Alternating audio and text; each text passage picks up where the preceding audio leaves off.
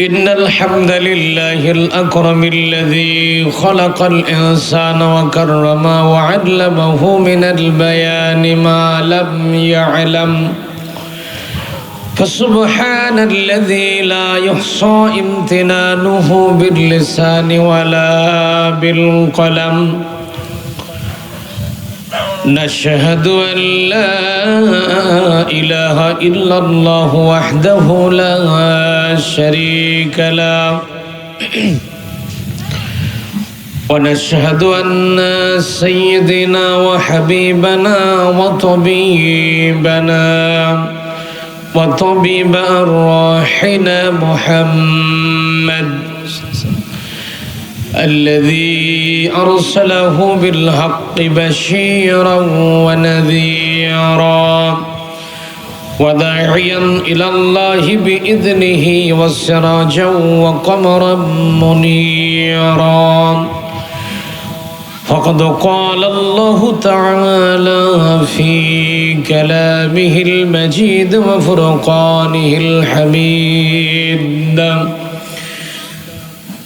زبان খুলে পড়েন আউযু বিল্লাহি মিনাশ শাইতানির রাজীম বিসমিল্লাহির রাহমানির রাহিম ওয়ালাকাদ آتينا داود وسليمان علما وقال الحمد لله الذي فضلنا على كثير من عباده المؤمنين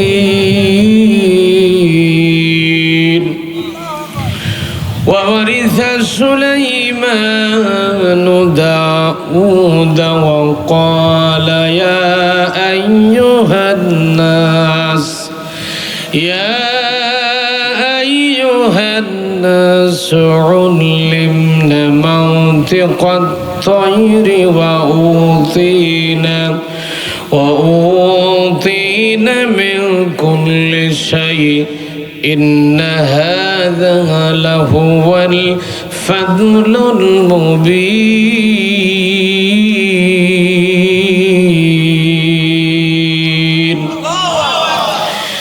صدقت يا ربنا وقال تعالى في شأن رسول الله صلى الله عليه وسلم إن الله وملائكته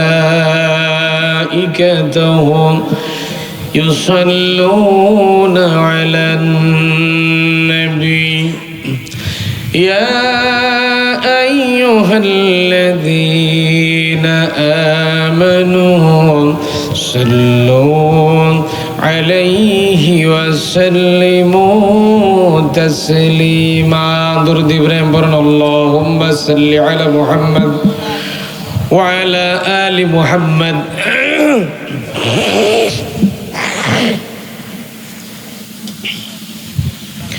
كما صليت على إبراهيم إنك حميد مجيد اللهم بارك على محمد إنك حميد مجيد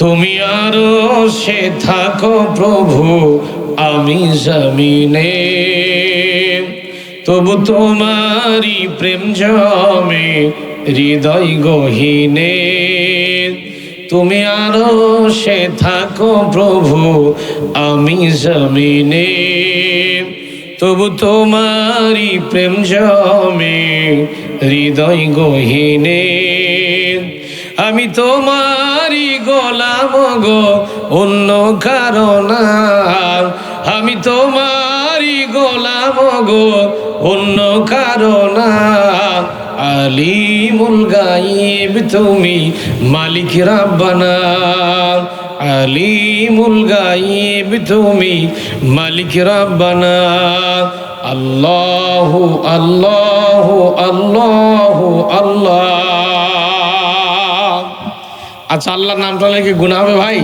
তা আমার সাথে পড়েন না, আল্লাহু আল্লাহু আল্লাহু আল্লাহ।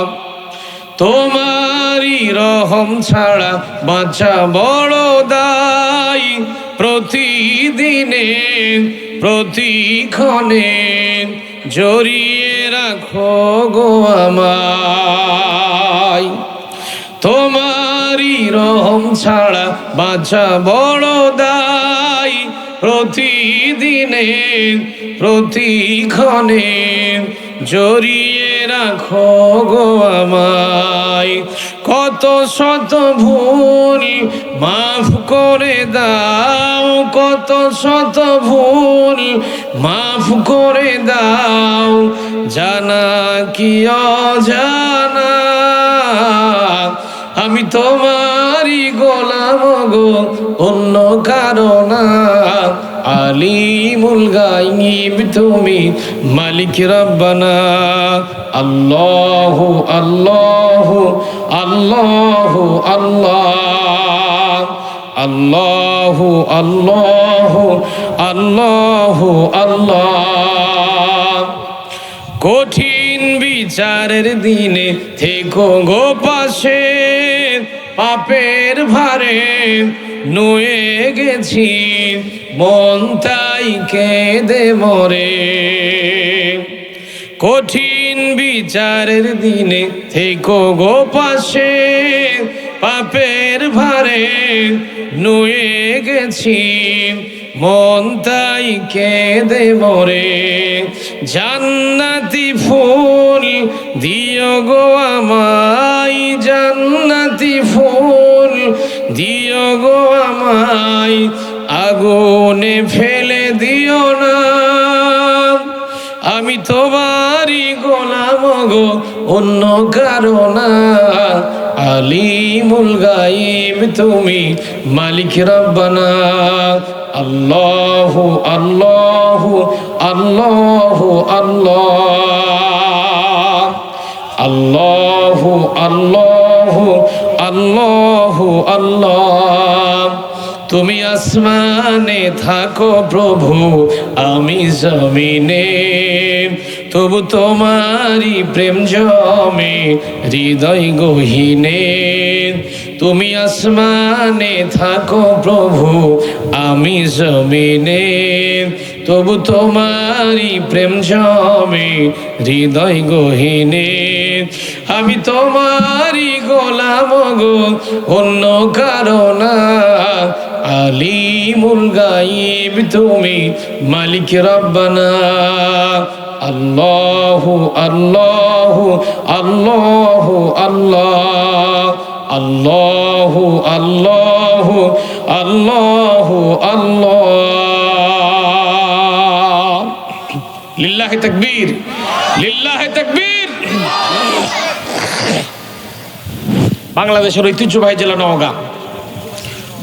নওগাঁ জেলার পুরসা থানাধীন সীমান্তবর্তী এলাকা, একেবারেই সীমান্তর কোল ঘেঁষে, পাশেই তো দাদাদের দেশ, কথা হয় না, ঠিক কিনা? সীমান্তবর্তী এলাকা পুরসা থানার গোপালগঞ্জ ফুরকানিয়া মাদ্রাসার উন্নতি কল্পে ৪র্থতম বাৎসরিক ইসলামিক ওয়াজ মাহফিলের আজকের স্বনামধন্য সুযোগ্য সভাপতি সাহেব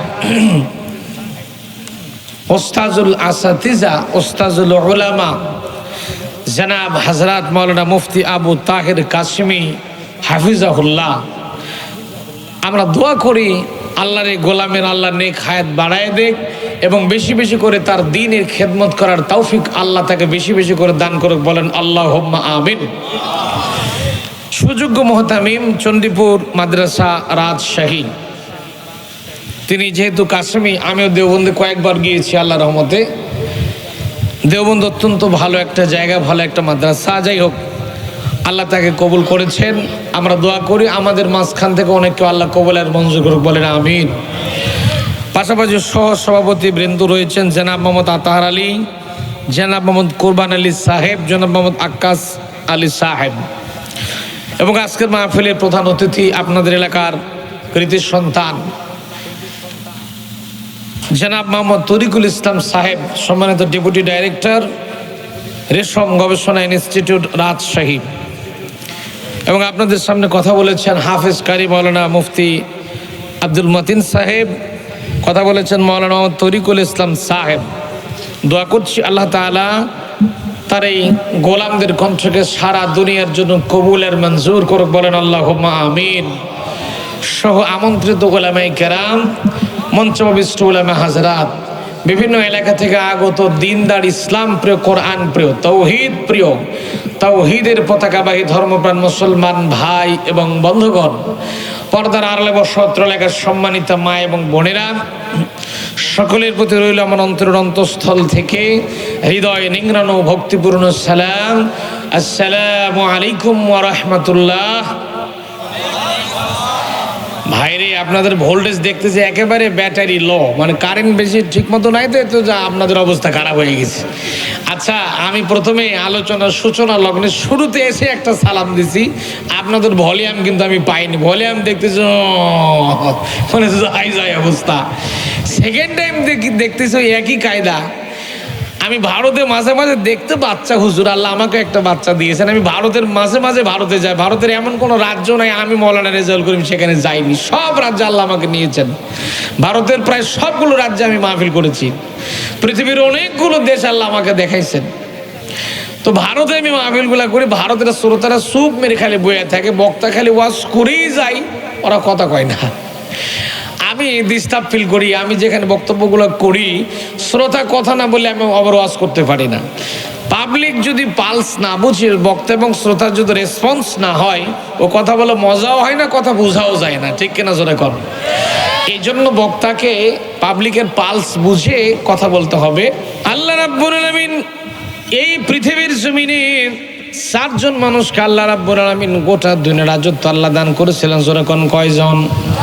4 জন মানুষকে আল্লাহ গোটা দুনিয়ার রাজত্ব দান করেছিলেন, গোটা দুনিয়ার বাদশাহী আল্লাহ তাদেরকে দান করেছিলেন। 2 জন ছিল মুসলমানদের ভিতরে, 2 জন ছিল কাফেরদের ভিতরে। যে 2 জন মুসলমানদের ভিতর থেকে ছিলেন তার 1 নম্বর ছিল নবী হযরত সুলাইমান আলাইহিস সালাম, আর একজন ছিল বাদশা জুলকারনাইন। আর কাফেরদের মধ্যে যে 2 জন ছিল, একজন ছিল শয়তানের কলেজার টুকরা, নয়নের মণি, মাথার ঘিলো মিষ্টান, নমরুদ মিয়া, নাম শুনছেন? আর একটা ছিল বক্তে নসর। এই টোটাল 4 জন মানুষ। আমার প্রিয় ভাইরা, আমি আপনাদেরকে সেদিকে নিয়ে যাব না, লম্বা বক্তব্য করব না, খুব শর্ট টাইমের মধ্যে কথা বলার চেষ্টা করবো। ভাইরা আমার, আমি আপনাদেরকে নবী হযরত সুলাইমান আলাইহিস সালাম সম্পর্কে একটু ইতিহাস জানাতে চাচ্ছি। তিনি কেমন নেতৃত্বের গুণাবলী অর্জন করেছিলেন, কেমন নেতৃত্ব তিনি মানুষের মাঝে দিয়েছিলেন, নেতৃত্বের গুণাবলী কেমন অর্জন করেছিলেন তিনি, আর আমার দেশের নেতারা কেমন নেতৃত্বের গুণাবলী অর্জন করে, সে জিনিসটা আপনাদের সাথে একটু ডিসপ্লে করতে যায়, থ্রো করতে যায়। খুব ভালো করে একটু কথাগুলো খেয়াল করা লাগবে। আল্লাহর নবী হযরত দাউদ আলাইহিস সালাম, তিনিও ছিলেন একটা দেশের রাষ্ট্রনায়ক, তিনিও ছিলেন একটা দেশের রাষ্ট্রপতি, তিনিও ছিলেন একটা দেশের প্রেসিডেন্ট। তাফসীরের কিতাবের মধ্যে পাওয়া যায় আল্লাহর পয়গম্বর হযরত দাউদ আলাইহিস সালামের ছেলের সংখ্যা ছিল 16 জন, কেউ বলেছেন 17 জন, কেউ বলেছেন 19 জন। ভাইরা, সবচাইতে নির্ভরযোগ্য সূত্র ছিল, নির্ভরযোগ্য মতামত যেটা পাওয়া যায় সেটা হলো আল্লাহর নবী হযরত সুলাইমান, হযরত দাউদ আলাইহিস সালামের ছেলের সংখ্যা ছিল 19 জন। কয়জন? জোর হলো না। দাউদ নবীর ছেলের সংখ্যা ছিল 19 জন, আল্লাহর নবী হযরত দাউদ আলাইহিস সালামের ছেলের সংখ্যা ছিল 19 জন। আমার প্রিয় ভাইয়েরা, আল্লাহর নবী হযরত দাউদ আলাইহিস সালামের ছেলের সংখ্যা যখন 19 জন ছিল, তার 120 বছর বয়স যখন হয়ে গিয়েছে, দাউদ নবী বয়সের ভারে নবজ হয়ে গিয়েছিলেন, বয়সের ভারে আক্রান্ত হয়ে পড়েছিলেন, ভারাক্রান্ত হয়ে পড়েছিলেন। 120 বছর বয়স যখন আল্লাহর পয়গম্বর হযরত দাউদ আলাইহিস সালামের হয়েছিল, 120 বছর বয়সে তিনি আল্লাহর কাছে রাতের বেলা দোয়া করে জানিয়ে দিয়েছিলেন, রব্বুল আলামিন, আমি তোমার নবী দাউদ 120 বছর বয়স আমার হয়ে গেছে, না জানি কোনদিন তোমার ডাকে সারা দিয়ে কবরের মধ্যে চলে যাবো রব্বুল আলামিন। আমার তো 120টা বছর পার হয়ে গেছে, এই দুনিয়ার জমিনে আমার 19 জন সন্তান দুনিয়াতে জীবিত আছে। আমার মরণের পরে, আমার মৃত্যুর পরে এই 19 জন সন্তানের ভেতর থেকে এই দেশের পরবর্তী রাষ্ট্রনায়ক বা পরবর্তী দেশের বাদশা কে হবে? আল্লাহ মেহেরবানি করে তুমি তোমার পক্ষ থেকে জিনিসটা আমাকে একটু জানিয়ে দাও।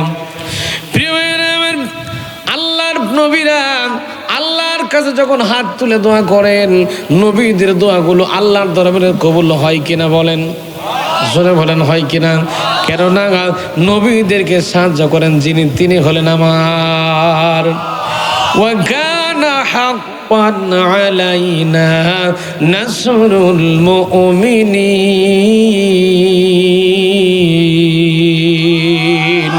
আরেকটু চিল্লা কোন আল্লাহু আকবার, আর জোরে কোন আল্লাহু আকবার।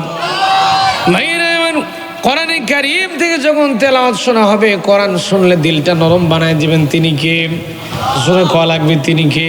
কেননা আমার আল্লাহ রাব্বুল আলামিন কোরআনে কারীমের মধ্যে সুন্দর করে জানিয়ে দিচ্ছেন, ইন্নামাল মুমিনুনা আল্লাযীনা ইযা যুকিরাল্লাহু ওয়াজিলাত কুলুবুহুম ওয়া ইযা তুলিয়াত আলাইহিম আয়াতুহু زادتهم إيمانا وعلى ربهم يتوكلون। আরেকটু চিৎকার দেখুন আল্লাহু আকবার। ভাইরা আমার, আল্লাহর কোরআনে কারীম থেকে যখন তেলাওয়াত করা হবে, বান্দার অন্তঃকরণগুলো থরথর থরথর করে কাঁপতে থাকবে। আর আমার আল্লাহ বলেন, কোরআন থেকে যখন তেলাওয়াত করা হয়, বান্দার ঈমানটা আমি আল্লাহ বাড়ায় দিতে থাকি। ওয়া আলা রাব্বিহিম ইয়াতাওয়াক্কালুন।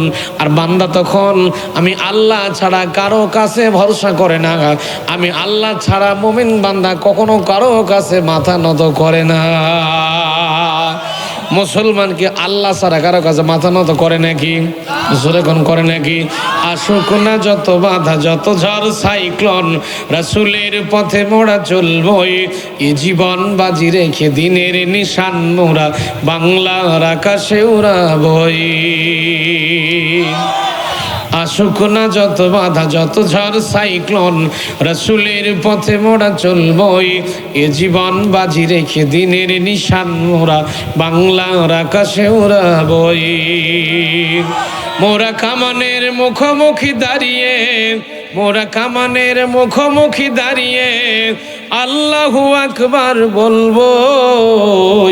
আসুক না যত বাধা, যত ঝড় সাইক্লোন, রাসূলের পথে মোরা চলবই। এ জীবন বাজি রেখে দিনের নিশান মোরা বাংলার আকাশে উড়াবই। আমাদের দেহে বয় জিহাদি রক্ত, আছে না নাই? আসতে কোন আছে না নাই? আমাদের দেহে বয় জিহাদি রক্ত, প্রাণে প্রাণে বিপ্লবী হুঙ্কার। তাকবীরে তাকবীরে বাতিলের মসনদ, কত ভেঙে করেছি যে চুরমার, কত ভেঙে করেছি যে চুরমার। এই শির অবনত আল্লাহর কাছে শুধু, এই মাথাটা আল্লাহ ছাড়া কারো কাছে নত হবে? আসতে কোন কান কিল্লা আছে নত হবে? এই শির অবনত আল্লাহর কাছে শুধু, নয় কোন তাগুতের কাছে, নয় কোন জালিমের কাছে। সবুজ কাফেলা নিয়ে যাব জানি একদিন মাকসুদে মঞ্জিলে পৌঁছে, মাকসুদে মঞ্জিলে পৌঁছে। আমাদের ছোট্ট হৃদয়ে রাসূলের প্রেম ছবি আঁকবই। আসুক না যত বাধা, যত ঝড় সাইক্লোন, রাসূলের পথে মোরা চলবই। এ জীবন বাজি রেখে দিনের নিশান মোরা বাংলার আকাশে উড়াবই। লিল্লাহে তাকবীর। হাত তুলে আল্লাহকে দেখা দেন, লিল্লাহে তাকবীর। প্রত্যেকে হাত তুলতো, প্রত্যেকে হাত তুলতো ভাই, হাতগুলো তোলেন, ঘুম ভেঙে যাবে।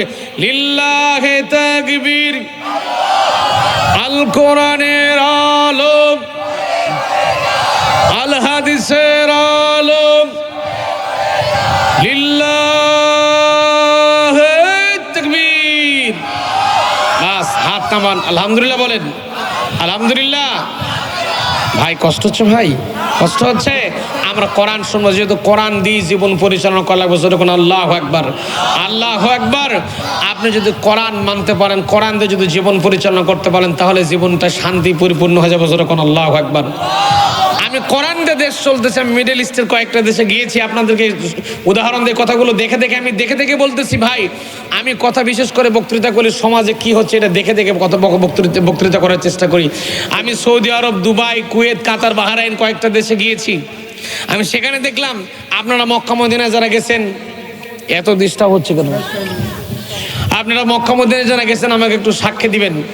মদিনার এক একটা দোকানে যতগুলো করে সোনা থাকে, খেয়াল করেন, মদিনার এক একটা দোকানে যতগুলো করে সোনা থাকে, আপনার পোরশা সারাইগাছির সব সোনা জোড়া দিলেও মদিনার এক একটা সোনার দোকানের সমান সোনা হবে দন্তান্ন একারের না। চিন্তা করেন, সেখানে আজান যখন হয়ে যায় সব দৌড়ে চলে যায় নামাজের মধ্যে। এখন মালিক, শ্রমিক, কর্মচারী কেউ দোকানে থাকে না। আজান যখন হয়ে যায় সবাই নামাজের দিকে দৌড়ে চলে যায়, দোকান পাহারা দেওয়া লাগে না।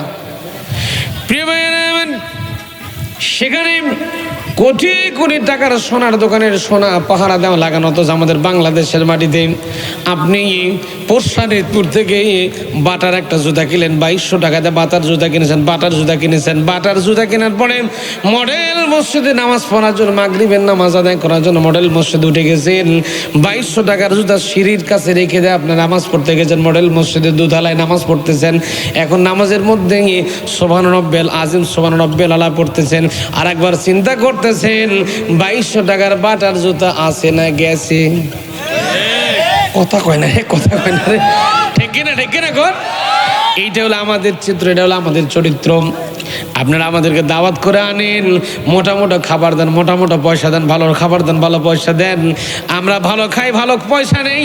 তারপরে যখন বাড়ির দিকে রওনা দিয়ে সারাই গেছে পার হতে হতে দেখি আল্লাহর ওলিরা গাছ ফেলে রাস্তার মাঝখানে আমাদেরকে ধরে। এ কথা কন, কথা কন, কথা কন। এটা হচ্ছে না, সমাজে হচ্ছে না। বলে আমি হুজুর রে ওয়াজ করে আসছি, হুজুর বা খেজুর যা হয় হোক, পকেটে যা আছে দিয়ে যান, ঠিক না? যখন বহুদিন আগের একটা ঘটনা মনে পড়ে গেছে। প্রচন্ড শীত, আমার কথা বুঝতেছেন তো আপনারা? প্রচন্ড শীত চলতেছে। সেই জানুয়ারি মাসের দিকে আমি আমার এলাকা থেকে একটা এলাকায় প্রায় 8-10 কিলো ডিস্টেন্স দূরত্ব থেকে একটা মাহফিল করে ফিরছি। তো দেখতেছি আমি মোটরসাইকেল নিয়ে আসতেছি, ছোট নোকিয়া একটা মোবাইল ছিল, তাই আমি আসতেছি, রাস্তার মাঝখানে কয়েকজন 8-10 জন ছেলে দাঁড়ায় আছে। আমি চিন্তা করলাম বিয়া শাদী বুঝি হয় না, দোয়া টোয়া করে নেবে বুঝি। হ্যাঁ, বলে এই ঘটনাকে আমার দাঁড়াই দিলে কেন হুজুর? বলতেছে হুজুর দাঁড়াই যান। দাঁড়ালাম, মোটরসাইকেলটা দেন, দিলাম। দেওয়ার পরে পকেটে টাকা পয়সা, মোবাইল টোবাইল যা ছিল নিচে। আমি চিন্তা করলাম কার খপ্পরে পড়ে গেছি, সব দিছি। দেওয়ার পরে দেখতেছি ধান তোলার পরে কি থাকে, লাড়া থাকে না? কি কোন আপনারা ধান কাটার পরে লাড়াই কমতে নাকি? আমাদের বদল গাছের ভাষাও লাড়া, আমরাও লাড়া কই। তো দেখতেছি কয়েকজন আমার হাত পা বেঁধে শীত করে শোয়াই দিতেছে, আর কয়েকজন লাড়া তুলতেছে। লাড়া তুলে এনে আমার বুকের উপরে এমন চাপ মারতেছে। আমি বললাম এই তোরা যা ছিল ভাই সব তো নিচেই, আমাকে মেরে টেরে ফেলবি নাকি? না হুজুর আপনাকে মারা যায়, আপনি হুজুর মানুষ, যদি বদদোয়া করেন। আমি চিন্তা করলাম সর্বনাশ, তোদের আমরা বদদোয়ার ভয় আছে তোদের। তারপর বলতেছি ঘটনা কি, তাহলে লাড়াতে ঢাকতেছিস কেন? বলতে হুজুর এই যে আপনি প্রতিদিন ওয়াজ করেন, এই যে আমরা যে আপনাকে সারা রাত এখানে শিশিরের মধ্যে রেখে যাবো, আপনার যে কষ্ট না হয়, শিশির যেন না পড়ে, আপনার বুকে যেন না লাগে, এই জন্য লাড়াতে ঢেকে দিতেছি। সুবহানাল্লাহ। এই হলো আমাদের চরিত্র, এই হলো আমাদের চরিত্র। আমার প্রিয় ভাইরা, আমরা এমন মুসলমান, আমরা এমন মুসলমান, নামাজ পড়ে কোরআন দেয়া, রোজা করে কোরআন দেয়া, হজ করে কোরআন দেয়া, জাকাত করতেই কোরআন দেয়া, কিন্তু যখন ব্যবসা বাণিজ্য করতে যায় তখন আস্তে করে ওজনে কম দে, স্পঞ্জ করতে হবে, ঠিক কিনা? জোরে কর। এই জন্য আমি কথা বলবো, যতক্ষণ অল্প সময় কথা বলবো, এই অল্প সময় আমার কথাগুলোর জবাব আপনাদেরকে দিতে হবে। রাজি আছেন ইনশাল্লাহ? হাত তুলন্ত কারা কারো জবাব দেবেন না? প্রথমেই তো ফার্স্ট ডিভিশনে ফেল করলেন নাকি? আমি মাঝে মাঝে একটু উল্টো পাল্টা কথা কই আর কি। তো যাই হোক, বুঝে শুনে একটু জবাব দিয়েন। আল্লাহ আমাদেরকে সহি বুঝ দান করুক, বলেন আমিন। আল্লাহ সুবহানাহু ওয়া তাআলার মহান দরবারে শুকরগুজার করছি যে আল্লাহ সুবহানাহু ওয়া তাআলা অত্যন্ত আবহাওয়াটা আমাদের জন্য ভালো রেখেছেন। এখন সিলেট, সুনামগঞ্জ, হবিগঞ্জ, মৌলভীবাজার, অনেকগুলো জেলাতে বর্তমানে ঝড় চলছে। বর্তমানে ঝড় বৃষ্টি হচ্ছে, শিলা পড়তেছে, কিছুক্ষণ আগে ফেসবুকে দেখলাম ঝড় বৃষ্টি চলছে। আর এর ফাঁকে আমাদের নওগাঁ জেলার এই পোরশা থানার এই অঞ্চলটাতে ঝড় বৃষ্টি এখনো হয়নি। আল্লাহ আমাদের ভালো রেখেছেন, কোরআন শোনার জন্য যে আল্লাহ ব্যবস্থা করে দিলেন, খুশির সঙ্গে সে আল্লাহর জন্য পড়ছি আলহামদুলিল্লাহ। আওয়াজ দেখো আলহামদুলিল্লাহ, আলহামদুলিল্লাহ। লাখো কোটি দুরূদ এবং সালাম পড়ছে বিশ্ব মানবতার মুক্তির দূত, মানবতার বন্ধু মুহাম্মাদুর রাসূলুল্লাহ বলেন সাল্লাল্লাহু আলাইহি সাল্লাম। সকলে একটু পড়েন রব্বানা লাকাল হামদ। এদিকে ভাইরা কয় না রব্বানা লাকাল হামদ হামদান কাসীরান তাইয়্যিবান মুবারাকান ফীহি ইয়া রাব্বি লাকাল হামদু কামা ইয়ানবাগি লিজালালি ওয়াজহিকা ওয়া আযীমি সুলতানিকা। প্রশংসা করলাম কার? একটু আস্তে কোন কার? হাঁটার সময় প্রশংসা করব কার? খাওয়ার সময় কার? যাওয়ার সময় কার? চলার সময় কার? সব জায়গায় কার? মানুষের জমির আইল কাটার সময় কার? কে? মানে মানুষের জমির আইল কাটাই লাগবে নাকি? আইল কেটে খাওয়া তো জায়েজ আছে, তাই না? কথা হয় না, আইল কেটে খাওয়া জায়েজ আছে। তা আমরা যে মুসলমান আইল কেটে খাই, খাই না খাই না খাই না? ও আপনারা পোরশার মানুষ অবশ্য খান না, সব আমরা বদল গেছি, আক্কেলপুর, জয়পুরহাট, নওগাঁ ওই অঞ্চলের লোকেরা খায়, আপনারা আল্লাহর রহমতে খান না নাকি? সম্মানিত ভাইরা আমার, এই আইল ঠেলা ঠেলে গুতাগুতি আমাদের মাঝে আছে না নাই? আছে না নাই?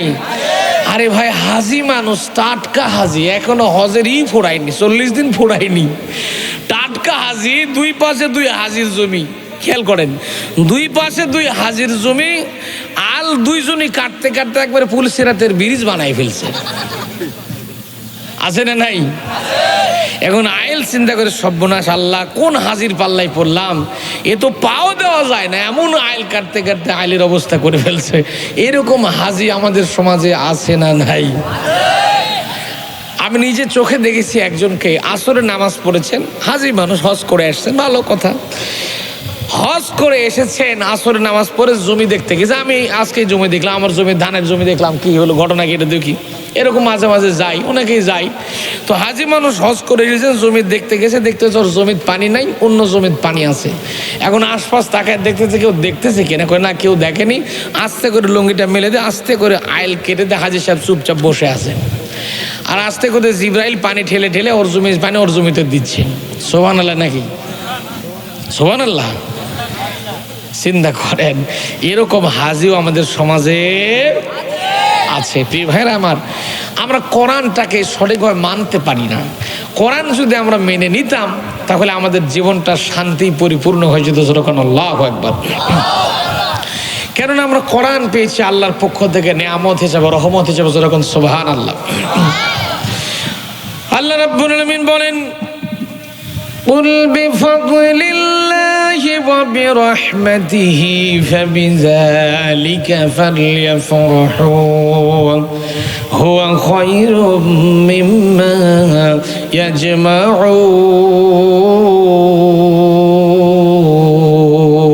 يجمعون। হয় নাই ভাই? কোরআনের আয়াত তেলাওয়াত হলে উচ্চ আওয়াজে আল্লাহু আকবার বললে কি সমস্যা হবে? সমস্যা হবে? চিৎকার দিয়ে আল্লাহু আকবার বলা যাবে তো ইনশাআল্লাহ? বলেন আল্লাহু আকবার। আমি আবারও কোরআন থেকে তেলাওয়াত করতেছি, দেখি আপনাদের গলার আওয়াজ কি ইন্ডিয়া পর্যন্ত যায় নাকি, কাঁটাতারে বেড়া পর্যন্ত যাওয়া লাগবে। বলেন ইনশাআল্লাহ। আল্লাহ রাব্বুল আলামিন বলেন, قل بفضل الله وبرحمته فبذلك فليفرحوا هو خير مما يجمعون।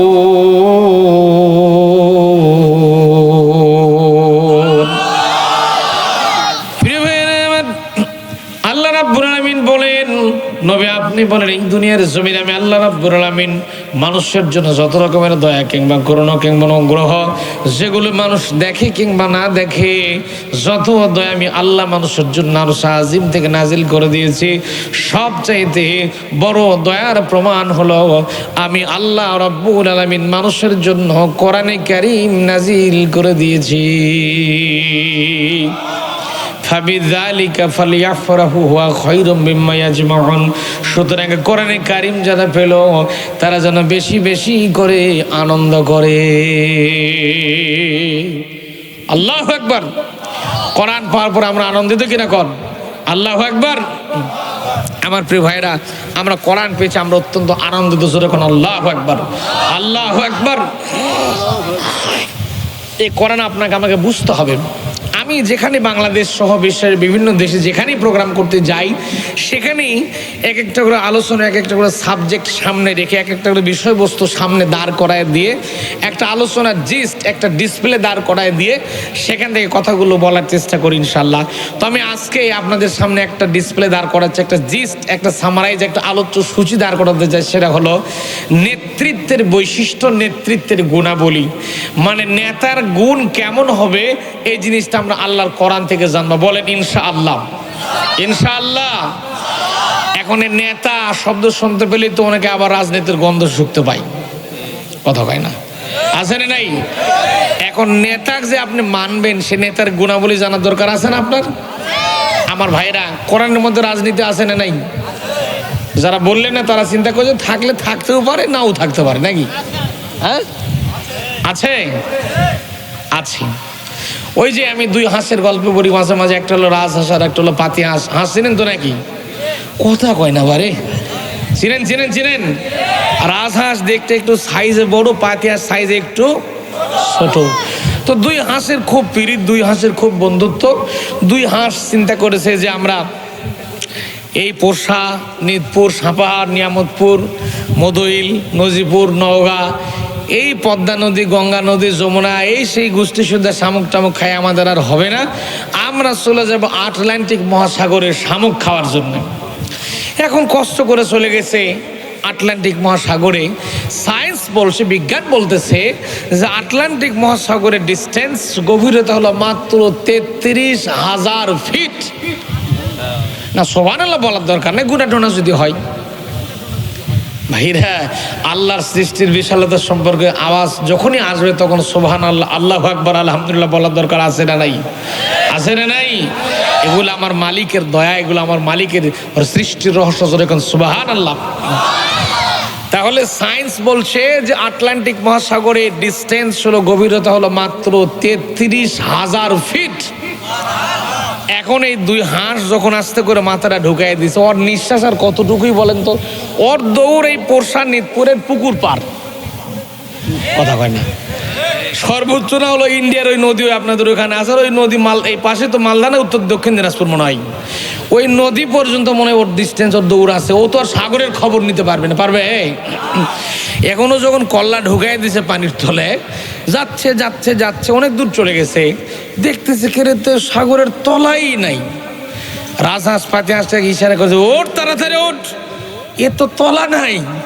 এখন কিছুদূর যদি এরকম করে আমরা যেতে থাকি, এখানে আজরাইল এসে আমাদের দুজনের জান কবজ করবে, দুনিয়ার কেউ টেরও পাবে না। ওঠ তাড়াতাড়ি ওঠ। দুজনে তাড়াতাড়ি উঠছে। ওঠার পরে দুজন আবার সুন্দর করে পরামর্শ করছে, প্ল্যান করছে যে দোস্তরে এত কষ্ট করে বাংলাদেশ থেকে আসলাম, এর তো তলাই নাই। আচ্ছা আপনারা বলেন এর তলা আছে না নাই?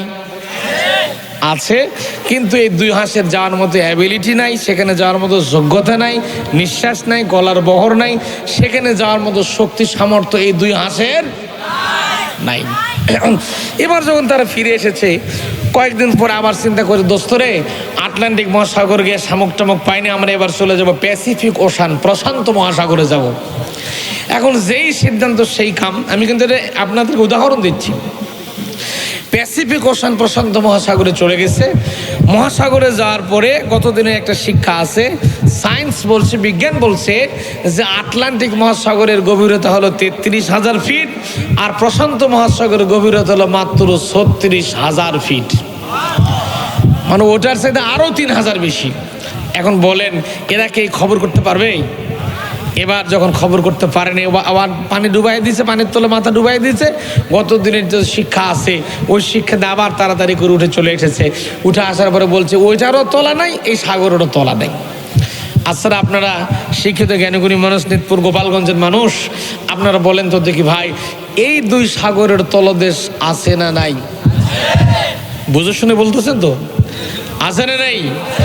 আছে, কিন্তু এই দুই হাঁসের গলার বহর নাই, সেখানে যার মধ্যে অ্যাবিলিটি নাই, সামর্থ্য নাই, যোগ্যতা নাই। ঠিক তেমন করে আল্লাহর কোরআনে কারীমের ভিতরে রাজনীতি আছে, সমস্ত কিছু আছে, অর্থনীতি, রাজনীতি, রাষ্ট্রনীতি, সমাজনীতি, ব্যবসা নীতি, সব কিছু আল্লাহ কোরআনের মধ্যে দিয়েছেন। যারা বলে কোরআনের সাথে রাজনীতির কোনো সম্পর্ক নাই, ওই দুই হাঁসের যেমন দুই সাগরের মধ্যে পানির তলাদেশ তলার পর্যন্ত যাওয়ার মতো যেমন যোগ্যতা নাই, ঠিক তেমন এই মানুষগুলোর মধ্যে আল্লাহর কোরআন বোঝার মতো যথেষ্ট এলেম নাই। কথা কি বুঝাইতে পারছি? তাহলে আসুন আমরা নেতার বৈশিষ্ট্য কেমন হওয়া দরকার সেই সংক্রান্ত কিছু আলোচনা আপনাদেরকে একটু মেসেজ দিব ইনশাল্লাহ, যদি আপনারা সময় দেন। 12টা থেকে 12টা 15-20-র মধ্যে আমরা আজকে বিদায় নেব ইনশাল্লাহ। এই সময়টা আপনারা আমাকে দেবেন তো ইনশাল্লাহ? বলেন ইনশাল্লাহ। আল্লাহ কবুল করুক, বলেন আমিন আমিন। প্রিয় ভাইয়ের আমার, আসনা আয়াতে কারিমে তেলাওয়াত করে নিই, তারপর আলোচনার মধ্যে একটু ভাঙ্গাচোরা কণ্ঠনে একটু যাবো ইনশাল্লাহ। আউযুবিল্লাহ বিসমিল্লাহ পারেন তো নাকি? কথা কয় না বারে, পারেন পারেন পারেন। গলাটা আমার সাথে, জামাতের সাথে গলাটা ক্লিয়ার করেন তো। আসেন পড়েন, কমপক্ষে হলে আউযুবিল্লাহ বিসমিল্লাহ আমার সাথে পড়েন, তারপরে আয়াত পড়তে পারলে পড়বেন, না পারলে চিৎকার মেরে আল্লাহু আকবার বলবেন। বলেন আউযু বিল্লাহি মিনাশ শাইতানির রাজীম। বিসমিল্লাহির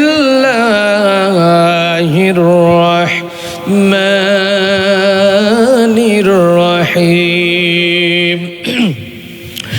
ولقد آتينا داود وسليمان علما وقال الحمد لله الذي فضلنا على كثير من عباده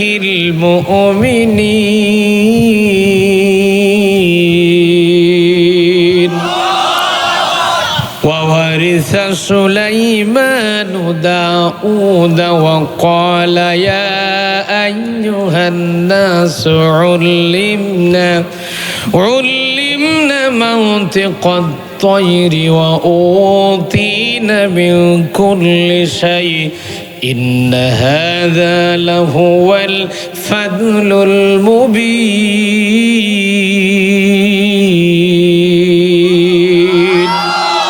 الله أكبر. বিতাড়িত মুরতাদ শয়তানের ওয়াসওয়াসা থেকে পানাহাত চেয়ে নিয়ে পরম করুণাময় আল্লাহ সুবহানাহু ওয়া তাআলার নামে কোরআনে কারীম থেকে আলোচনা শুরু করছি। আমার প্রিয় ভাইরা, আমি আপনাদের সামনে তেলাওয়াত করলাম সূরা নমল থেকে অনলি 2টা আয়াতে কারিমে তেলাওয়াত করছি, একটা 15 একটা 16। এখান থেকে কিছু কথা বলার চেষ্টা করব ইনশাআল্লাহ। সূরা নমল এটা অবতীর্ণ হয়েছে মক্কায়। কোন জায়গায়? মক্কায়। 15 এবং 16 নম্বর আয়াত সম্পর্কে কিছু কথা বলবেন ইনশাআল্লাহ। নমল শব্দের মানে হলো পিঁপড়া। দেখতে সাইজে তো খুব বড় নাকি? কথা কয় না। দেখতে ছোট না? ছোট্ট একটা প্রাণী। এই পিঁপড়ার নামে আল্লাহ একটা সূরা দিয়েছেন, পৃথিবীর মানুষকে অনেক কিছু শিক্ষা দিয়েছেন, যখন আল্লাহু আকবার। এজন্য পিঁপড়ার নামে একটা সূরা দিয়েছেন এবং এর মধ্যে কিছু আলোচ্য সূচি আল্লাহ আলোচনা করেছেন, যখন সুবহানাল্লাহ।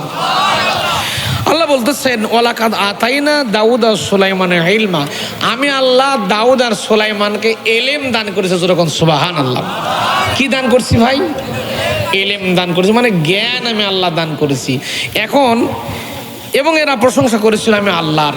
এবং ওয়ারিসা সুলাইমান দাউদ কলা আইয়ুহান নাস, সুলাইমান আর দাউদ ছিল বাপ আর বেটা। খেয়াল করেন, তারা বাপ বেটা বোঝেন তো?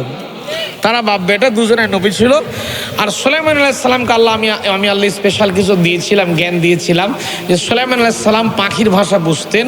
তাফসীরের কিতাবের মধ্যে এসেছে পৃথিবীতে যত প্রকার ভাষা ছিল আছে সবগুলো ভাষা দিয়ে আল্লাহর পয়গম্বর হযরত সুলাইমান আলাইহিস সালাম কথা বলতে পারতেন, তাদের ভাষাগুলিও তিনি বুঝতে পারতেন। এই শক্তি আল্লাহ সুলাইমান নবীকে দান করেছিলেন।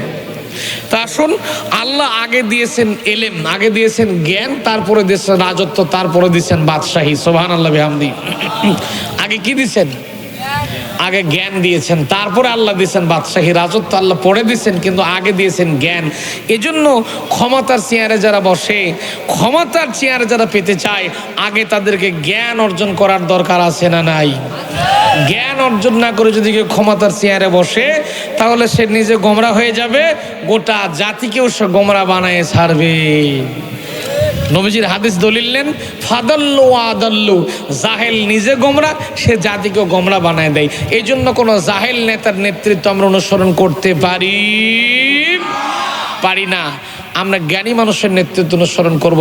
ডক্টর মোহাম্মদ শহীদুল্লাহর নাম আপনারা শুনে থাকবেন। ডক্টর শহীদুল্লাহর নাম শুনছেন? তিনি বাংলাদেশের একজন প্রখ্যাত বিখ্যাত একজন মানুষ ছিলেন। তিনি তো ডক্টরেট পিএইচডি হোল্ডার ছিলেন। তিনি 17টা ভাষার উপর পাণ্ডিত্য অর্জন করেছিলেন। তিনি ডক্টরেট ডিগ্রি অর্জন করে যখন দেশে ফিরলেন, দেশে আসার পরে সাধারণ মানুষ তো ডাক্তার কী জিনিস আর ডক্টর কী জিনিস এটা কিন্তু সাধারণ মানুষ বোঝে না, এখনও বোঝে না। এখনও গ্রামাঞ্চলের অনেক মানুষ বোঝে না যে ডাক্তার কী জিনিস আর ডক্টর কী জিনিস। আমরা কিন্তু এখনও বুঝি না, ঠিক কিনা জোরে কন? তো তার বাড়ি তো পুরান ঢাকায় ছিল। ডক্টর মোহাম্মদ শহীদুল্লাহর বাসা ছিল পুরান ঢাকায়। তো এখন ডক্টর মোহাম্মদ শহীদুল্লাহ বাড়িতে ডক্টরেট ডিগ্রি অর্জন করেছে, তিনি বাড়িতে ঘুমাচ্ছিলেন। এমন সময় ফজরের নামাজের পরে লাইন ধরে লোকজন বাড়িতে এসেছে।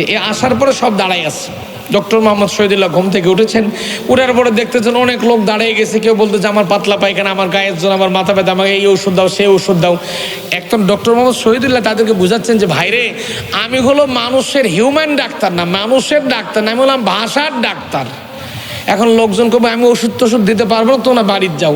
লোকজন বাড়ির যাইতেছে আর বলতে যে এত বড় বিদেশ থেকে ডাক্তারি পড়ে আছে, ডাক্তার হয়েছে মগার ওষুধ দিবার পারে না।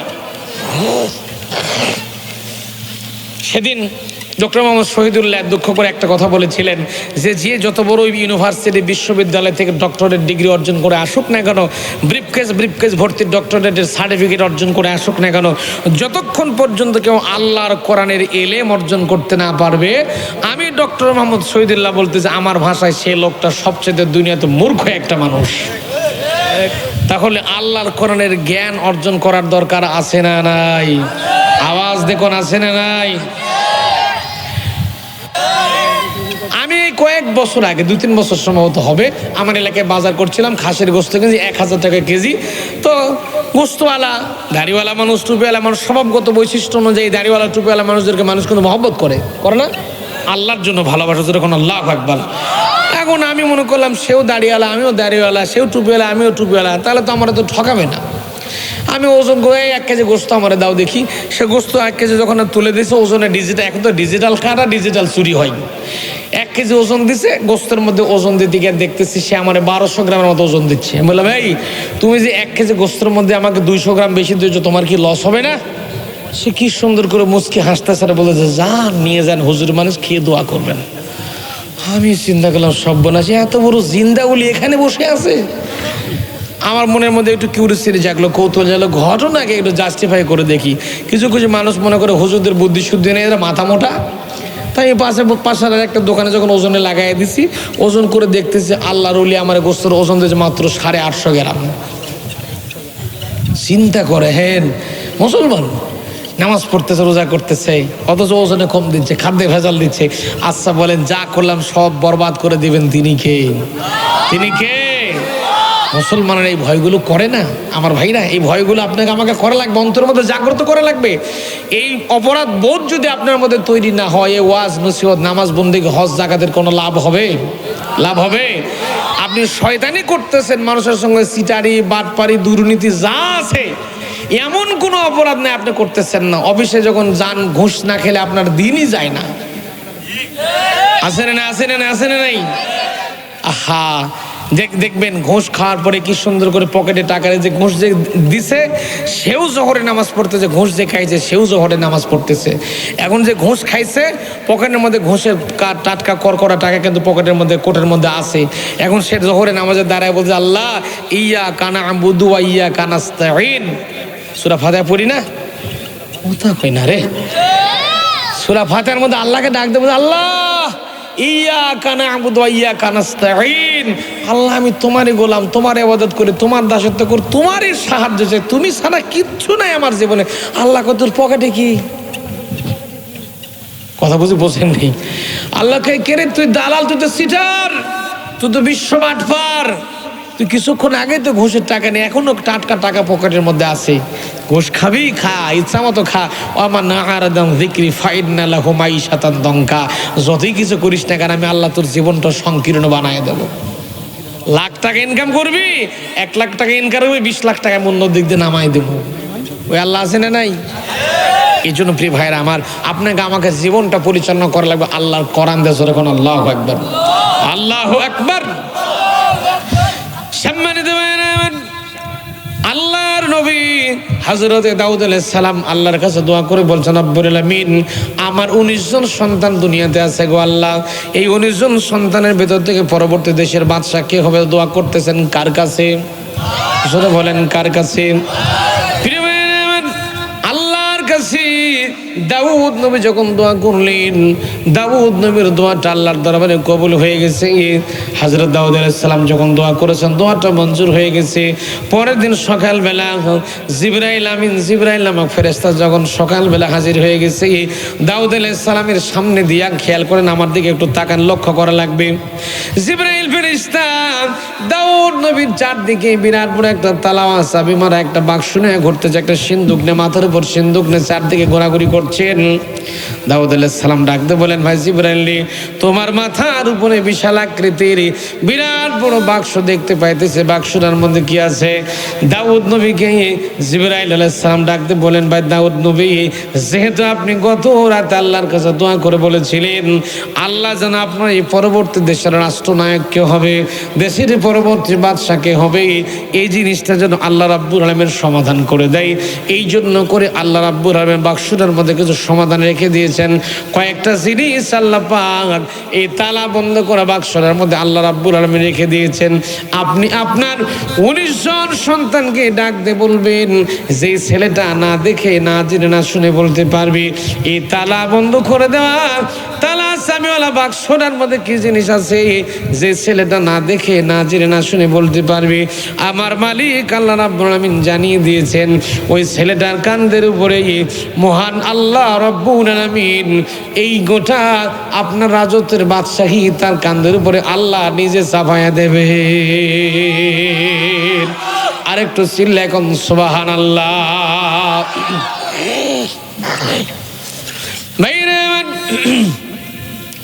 লক্ষ্য করুন, এক এক করে আল্লাহর নবী হযরতে দাউদ আলাইহিস সালাম এই প্রশ্ন করার জন্য সিদ্ধান্ত গ্রহণ করলেন। সবগুলো সন্তানকে দাউদ আলাইহিস সালাম ডাক দিলেন, একত্র করলেন, সবগুলো সন্তানকে এক জায়গায় একত্র করলেন। তার ছেলের সংখ্যা ছিল কয়জন? এখন কয়জন? ছেলের সংখ্যা ছিল 19 জন। 19 জন সন্তানকে আল্লাহর নবী হযরত দাউদ আলাইহিস সালাম একত্র করলেন। আল্লাহর পয়গম্বর হযরত দাউদ আলাইহিস সালাম 19 জন সন্তানকে একটা একটা করে দান করে দিলেন, লাইন করলেন, কার সাথে সারিবদ্ধ করে দিলেন। প্রথম সন্তান বড় সন্তানকে ডাকতে বললেন, বাবা বলো তো দেখি বাক্সটার মধ্যে কি জিনিস আছে। বড় সন্তান বলল, আব্বাজান না দেখে না জেনে না শুনে বলতে পারবো না বাক্সটার মধ্যে কি আছে। দ্বিতীয় ছেলেকে প্রশ্ন করলাম, বাবা বলো তো দেখি বাক্সটার মধ্যে কি আছে। দ্বিতীয় ছেলে বলল, আব্বাজান না দেখে না জেনে বলতে পারবো না। তৃতীয় চতুর্থ পঞ্চম ষষ্ঠ সপ্তম অষ্টম নবম দশম করতে করতে করতে করতে 18 জন ছেলে ব্যর্থ হয়ে গেছে। 18 জন ছেলে বলতে পারলো না। আল্লাহর নবী দাউদ আলাইহিস সালাম সবচেয়ে ছোট্ট মানুষ যিনি ছিলেন হযরত সুলাইমান আলাইহিস সালাম, তাকে কিন্তু আমার আল্লাহ ইলম দিয়েছিলেন, জ্ঞান দিয়েছিলেন। কি দিয়েছিলেন? আল্লাহ জ্ঞান দিয়েছিলেন। আল্লাহ কোরআনে কারীমের মধ্যে জানাচ্ছেন, ওয়ালাকাদ আতাইনা দাউদ ওয়া সুলাইমানা ইলমা وقال الحمد لله الذي فضلنا على كثير من عباده المؤمنين।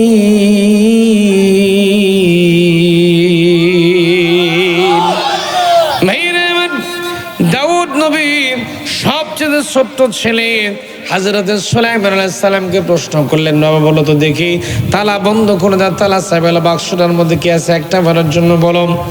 প্রিয় ভাইরা, ছোট্ট ছেলে হযরত সুলাইমান আলাইহিস সালাম তখন ডাক দিয়ে বললেন, বাবা কয়েক মুহূর্ত সময় আপনি আমাকে দেওয়া লাগবে, যেহেতু যিনি বাক্স পাঠিয়ে দিয়েছেন ওই আল্লাহর কাছে সরাসরি আমি একটু টেলিফোন করে যোগাযোগ করে দেখতে চাই বাক্সটার মধ্যে কি আছে। ভাইরা আমার, নবীদেরকে সাহায্য করবেন তিনি কে? জোরে কোয়া লাগবে কে? ভাইরা আমার, সুলাইমান আলাইহিস সালাম কয়েক মুহূর্তে স্তব্ধ হয়ে গেলেন। তার মাথার মধ্যে ব্রেন ছিল, তার মাথার মধ্যে আল্লাহ পাক ইলম দিয়েছিলেন। আমার প্রিয় ভাইরা, মানুষের বডির মধ্যে আমার আল্লাহ রাব্বুল আলামিন এত সুন্দর করে সিস্টেম করে রেখে দিয়েছেন। প্রত্যেকটা মানুষের দেহের মধ্যে আল্লাহ রাব্বুল আলামিন মানুষের দেহের মধ্যে ব্রেন আল্লাহ সেট করে দিয়েছেন। প্রত্যেকটা মানুষকে আল্লাহ ব্রেন দিয়েছেন, কথা বলার মতো যোগ্যতা দিয়েছেন, শক্তি দিয়েছেন। আল্লাহ পাক মানুষের দেহের মধ্যে এগুলো সেট করে দিয়েছেন। যখন সুবহানাল্লাহ। মানুষকে আল্লাহ এত দয়া করেছেন, আল্লাহ মানুষের বডির মধ্যে এত দয়া করেছেন, এগুলো মানুষ দেখলে আল্লাহর কাছে মানুষের মাথাটা নত হয়ে যাবে। যখন আল্লাহু আকবার। আমি অন্যদিকে যাব না, যেহেতু রাত ভারী হবে, আপনারা লোক সংখ্যা অল্প, বেশি কথা বলবো না, শর্টলি কথাগুলো বোঝাবার চেষ্টা করছি। ভাই, সুলাইমান আলাইহিস সালাম কিছুক্ষণ পরে তখন ডাকতে বললেন, আব্বা যান, ও আমার আব্বা দাউদ নবী। দাউদ আলাইহিস সালাম এবং সুলাইমান আলাইহিস সালামকে আল্লাহ কি দিয়েছিলেন? ভাই কথা কোয়া লাগবে, কি দিয়েছিলেন? ইলম দিয়েছিলেন, জ্ঞান আল্লাহ পাক তাদেরকে দান করেছিলেন। সুলাইমান আলাইহিস সালাম বলেন, আব্বা জান, এই যে বাক্সটা দেখা যাচ্ছে, এই বাক্সটার মধ্যে আল্লাহ পাক স্পেশালি 3টা জিনিস দান করেছেন। যেরকম কয়টা? সেরকম কয়টা? ভাইরা, সুলাইমান আলাইহিস সালাম সঙ্গে সঙ্গে ডাকতে বলেন, আব্বা জান, এই যে তালা বন্ধ করে দেওয়া বাক্সটা লক্ষ্য করে দেখতেছি, তালা বন্ধ করে দেওয়া বাক্সটার মধ্যে আল্লাহ রাব্বুল আলামিন অনলি 3টা জিনিস দান করেছেন। 1 নম্বরে বাক্সটার মধ্যে একটা আংটি দিয়েছেন, 2 নম্বরে একটা লাঠি দিয়েছেন, 3 নম্বরে কিছু কেতাবাদি কিছু চিঠিপত্র আল্লাহ দিয়েছেন, যাতে করে এই দেশ কেমন করে চলবে, দেশের রাজত্ব পাওয়ার পরে, বাদশাহী পাওয়ার পরে দেশ কেমন করে পরিচালনা করা লাগবে, দেশ পরিচালনা করার জন্য আমার আল্লাহ রাব্বুল আলামিন গাইডলাইন্স করে কিছু পথ নির্দেশনা এই বাক্সটার মধ্যে স্বয়ং আল্লাহ নিজেই রেখে দিয়েছেন। ভাইরা আমার, সুলাইমান আলাইহিস সালাম যখন ছোট্ট করে বলছি, বিরাট বড় লম্বা আলোচনা, বিশাল বড় লম্বা আলোচনা শর্ট করে বলতেছি। আমার ভাইরা, দাউদ আলাইহিস সালামকে যখন সুলাইমান আলাইহিস সালাম 3টা জিনিসের বর্ণনা দিলেন, তালা চাবি খুললেন, বাক্স খুলে দেখলেন হযরত সুলাইমান আলাইহিস সালাম যে কথাগুলো বলেছেন, সুলাইমান আলাইহিস সালামের কথাগুলোর সাথে বাক্সটার কথা মিলে গেছে, বাক্সটার মধ্যে জিনিসগুলো হুবহু মিলে গিয়েছে। আমার ভাইরা, এবার আল্লাহর পয়গম্বর দাউদ আলাইহিস সালাম সুলাইমান আলাইহিস সালামকে দেশের রাজত্ব দিলেন, তাকে বাদশাহীর চেয়ারটা দান করলেন, তিনি রাজত্ব পেয়ে গেলেন। ভাইরা, কান খুলতে হবে। সুলাইমান আলাইহিস সালাম যখন দেশের বাদশা হয়ে গেছেন, আমার ভাইরা, কেতাবের পাতার মধ্যে এলো সুলাইমান আলাইহিস সালামের সৈন্য সামন্ত ছিল মানুষের ভিতরে। এই বাচ্চারা, এই ডিস্টার্ব দিচ্ছ কেন? বাবাই আমার দিকে তাকাও, বাবা কথা বলো না। সুলাইমান আলাইহিস সালামের সৈন্য বাহিনী খালি মানুষের মধ্যে ছিল না। আমার কথা কি বুঝতেছেন আপনারা? শুধু মানুষের মাঝে ছিল না, সুলাইমান আলাইহিস সালামের সৈন্য সামন্ত ছিল মানুষের মধ্যে, জিনের মধ্যে, পশুর মধ্যে, বাঘের মধ্যে, সিংহের মধ্যে, পাখির মধ্যে, পিঁপড়ার মধ্যে, মৌমাছির মধ্যে, বিভিন্ন শ্রেণীর প্রজাতির সৈন্য সামন্ত আল্লাহর নবী হযরত সুলাইমান আলাইহিস সালামকে আল্লাহ দান করেছিলেন। যখন সুবহানাল্লাহ। সব শ্রেণীর সৈন্য সামন্ত সুলাইমান নবীর ছিল। এখন সুলাইমান আলাইহিস সালাম যখন দেশের রাষ্ট্রপতি হয়েছেন, দেশের বাদশা হয়েছেন, তখন তিনি চিন্তা করলেন যে আল্লাহ আমাকে এমন শান শওকত দান করেছেন, এত কিছু আল্লাহ আমাকে দিয়েছেন, আমাকে আমার জন্য একটা সিংহাসন বানাবার দরকার আছে, আমার জন্য আমি একটা সিংহাসন বানিয়ে নেব। তখন তিনি সৈন্য সামন্তদেরকে ডাক দিলেন, জিনদেরকে ডাকলেন, মানুষদেরকে ডাকলেন, পশু পাখি যা ছিল সবগুলিকে ডাকলেন। কোরআনে কারীম আল্লাহ পাক সে কোট করে দিলেন। প্রিয় আল্লাহ রাব্বুল আলামিন জানাচ্ছেন, ওয়া হুশিরা লিসুলাইমানা জুনুদুহু মিনাল জিন্নি ওয়াল ইনসি ওয়াত তায়রি ফাহুম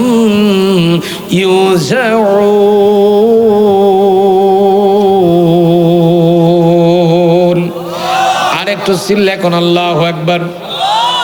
ভাইরা, হযরত সুলাইমান আলাইহিস সালাম মানুষকে বললেন, জিনদেরকে বললেন, পাখিদেরকে বললেন, পশু পাখি যা ছিল, সৈন্য সামন্ত যা ছিল, সবাইকে তিনি ডাক দিলেন।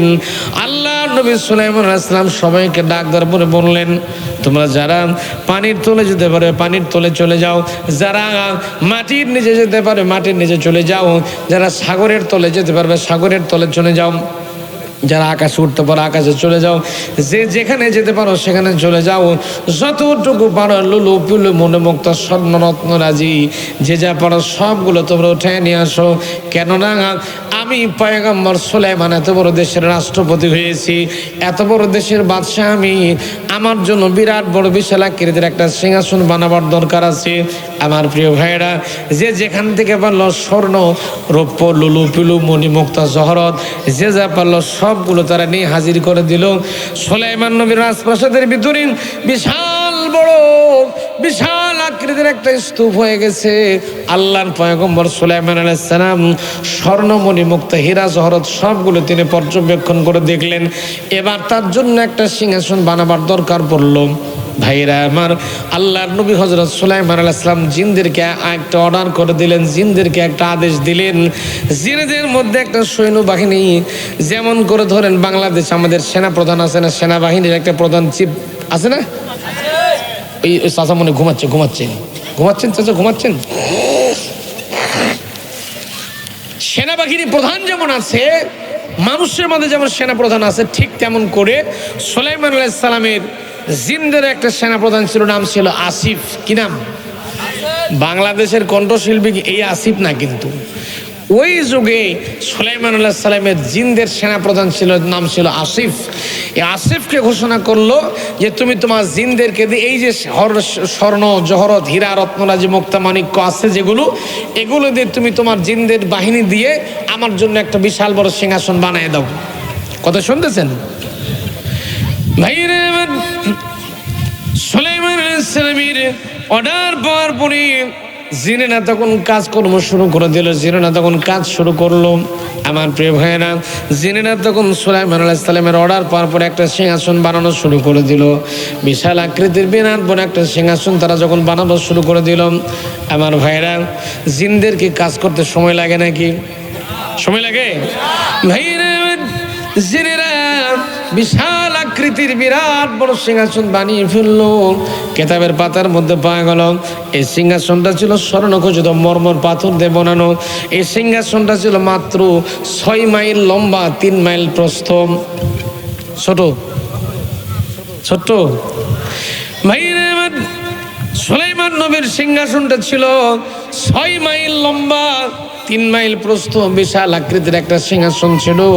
এই সিংহাসনটার চারদিকে সুলাইমান আলাইহিস সালাম 4টা গাছ লাগিয়ে নিয়েছিলেন।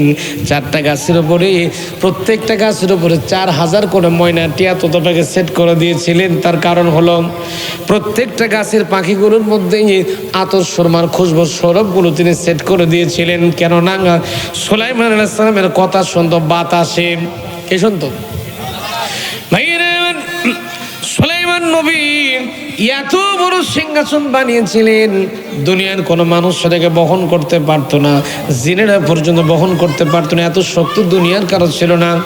সুলাইমান আলাইহিস সালাম যখন আল্লাহর কাছে বলেছিলেন, রব্বুল আলামিন দয়া করে যদি তুমি আমাকে হাওয়াটাকে বাতাসটাকে যদি তুমি আমার অনুকূল করে দিতে, তাহলে বাতাসের মাধ্যম দিয়ে আমার সিংহাসনটা এক প্রান্ত থেকে আর এক প্রান্তে ঘুরে বেড়াতে পারতাম।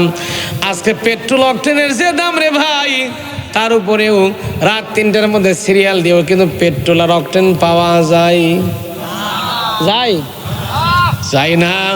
তাও দিলে কোনো মতে 200, কোনো মতে 100, কোনোবার 300 টাকার পাওয়া যায়। আর এক পাম্পে গেলে মামলা খাওয়া লাগে। সুলাইমান আলাইহিস সালামের সিংহাসনটা এমন পড়তো, তেল, Mobil, octane, diesel, petrol, octane কিছুই লাগতো না। সুলাইমান আলাইহিস সালাম যখন সিংহাসনে চড়ে বসতেন, সিংহাসনকে বলতেন আমাকে ওখানে নিয়ে চলো। বাতাস তখন মুহূর্তের মধ্যে দৌড়ে তাকে সেখানে নিয়ে চলে যেতেন। এখন আমি দিল্লি যাব, নিয়ে চলো, ঢাকায় যাব, নিয়ে চলো, বোম্বাই যাব, নিয়ে চলো, কলকাতা যাব, নিয়ে চলো। প্যালেস্টাইন যাব, নিয়ে চলো জেরুজালেম যাব, নিয়ে চলো, মুহূর্তের মধ্যে বাতাস থেকে উড়াল মেরে নিয়ে চলে যেত। আমার প্রিয় ভাইয়েরা, যারা প্লেনে যারা চলেছেন লক্ষ্য করে দেখবেন, আকাশে যখন প্লেন ওড়ে 1213 মাইল স্পিডে প্লেন গতিতে ওড়ে। আমাদের মোটর সাইকেল 100-150 উঠলে মনে হয় ঝড়ি, একদম কি যে ঝড় চলছে, ঠিক না জোরে কম। আর প্লেন চলে 1213 কিলোমিটার স্পিডে দৌড়াই। আমি যখন বাহরাইন গিয়েছিলাম, দুবাই যাচ্ছিলাম, এত প্লেনের স্পিড ছিল। এরকম প্লেনের স্পিড হয় এবং তখন সুলাইমান আলাইহিস সালামের যখন সিংহাসনটা আকাশে উঠতো, এই প্লেন সুলাইমান আলাইহিস সালামের সিংহাসন নামক প্লেন যখন আকাশে উঠতো, তখন বাতাসের সঙ্গে একটা ধাক্কা লেগে একটা দোল খেত। কথাকে বুঝতেছেন? দোল খাওয়ার কারণে ওই যে আতর সুরমা খুশবুর শরবগুলো সেট করা ছিল, ওই পাখিগুলোর মধ্যে থেকে আতর সুরমা খুশবুর শরবগুলো ছড়িয়ে ছিটিয়ে জমিনের উপর পড়ে থাকতো। ভাইরা আমার, এত সুন্দর সুগন্ধ লাগতো। যদি কোনো মানুষ 1 মাস পরেও যদি সুলাইমান আলাইহিস সালামের সিংহাসনটা যে আকাশ দিয়ে উড়ে গেছে, যে রাস্তা দিয়ে চলে গেছে, 1 মাস পরেও যদি কোনো মানুষ ওই রাস্তা দিয়ে হেঁটে যেত, তাহলে তারা বলতে পারত আমাদের আকাশের উপর দিয়ে পয়গম্বর সুলাইমান নবীর সিংহাসনটা উড়ে গেছে। কি আশ্চর্যপূর্ণ সিংহাসন ছিল, যখন আল্লাহু আকবার। তো সুলাইমান আলাইহিস সালামের একটা গোয়েন্দা চিফ ছিল। এমন বাংলাদেশে যেমন ডিবি, ডিএসবি, এসবি, এনএসআই আমাদের আছে না, দেশে পিবিআই আছে না, গোয়েন্দা সেকশনের লোকজন আমাদের দেশে আছে না ভাই? কথা বলে না, আছে তো নাকি? ডিটেকটিভ ব্রাঞ্চ, ডিবি, বিভিন্ন অঙ্গনের সংগঠন আছে যেগুলো তদন্ত করে, গোয়েন্দা সংস্থার তদন্তগুলো করে। এই সংস্থা সুলাইমান আলাইহিস সালামের একটা তদন্ত সংস্থা ছিল, একটা গোয়েন্দা ডিপার্টমেন্টের একটা বস ছিল, নাম ছিল, একটা পাখি ছিল, এই পাখিটার নাম ছিল হুদহুদ পাখি। কি পাখি? হুদহুদ পাখি। সুলাইমান আলাইহিস সালাম এই পাখি আদর করে, মহব্বত করে, ভালোবেসে পাখিটার নাম দিয়েছিলেন আম্বার। এই পাখির কাম ছিল, এই পাখিটা আকাশে উড়তো এবং উপর থেকে সুলাইমান আলাইহিস সালামকে এসে বলতো, নবী সুলাইমান, ঢাকা এখন এইটা হচ্ছে, বোম্বাই এখন এইটা হচ্ছে, ইংল্যান্ডে এইটা হচ্ছে, কলকাতায় এইটা হচ্ছে, সৈয়দপুরে এটা হচ্ছে, নীলফামারীতে এটা হচ্ছে, ওই চট্টগ্রামে এইটা হচ্ছে, কক্সবাজার এটা হচ্ছে। এক এক জায়গার তথ্য এনে এক একভাবে এনে সুলাইমান আলাইহিস সালামের কানে পৌঁছে দিত যে ওখানে ওই ঘটনা, ওখানে ওই ঘটনা, ওখানে ওই ঘটনাগুলো হচ্ছে। সব তথ্যগুলো সুলাইমান আলাইহিস সালামকে দিত। যখন সুবহানাল্লাহ, সুবহানাল্লাহ। শুধু তা নয়, এই পাখিটার আরেকটা গুণ ছিল, এই পাখিটা আকাশে উড়তো, যত ডিস্টেন্স উপরে চলে যেত তত নিচে পানি, কত গভীরে পানি আছে, শুদ্ধ পানি, বিশুদ্ধ পানি খাওয়ার জন্য। আমরা তো এখন বিজ্ঞান আবিষ্কার করেছে পানি কত দূর গেলে পানি পাওয়া যায়, এটা তো এখন বিজ্ঞান আবিষ্কার করলো, ঠিক না? কিন্তু সুলাইমান আলাইহিস সালাম যখন পানি প্রয়োজন পড়তো, হুদুদকে বলতো, দেখো পানি কোন জায়গায় ভালো খাওয়ার পানি আছে, সেখানে সন্ধান করো।